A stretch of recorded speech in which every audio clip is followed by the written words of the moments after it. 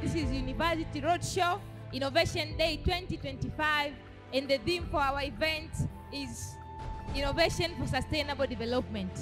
I've been told that there are people who have traveled so many hours to reach this event. Tuchukue nafasi hii kuwakaribisha wote ambao mmetumia muda wenu, mmetenga muda wenu kufika kwenye event. Kwa kipekee kabisa tuwashukuru our partners na wengine wote ambao wameshiriki kuorganize event yetu ya siku ya leo.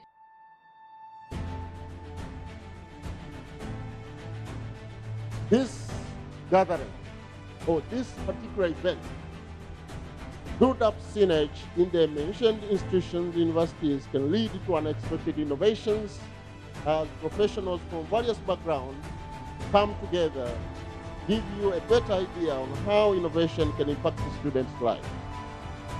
I was reading about Funguo program and I hear that they catalyze innovation in Tanzania to drive economic growth. And they do this through nurturing entrepreneurs, and entrepreneurs are among you. They provide funding, so today you have to be very keen.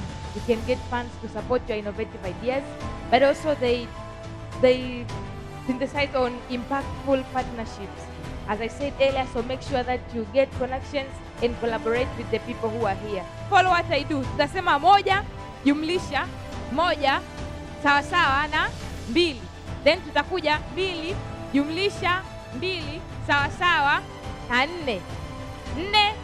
Nne jumlisha nne sawa sawa. Thank you so much. I'm glad you have stretched.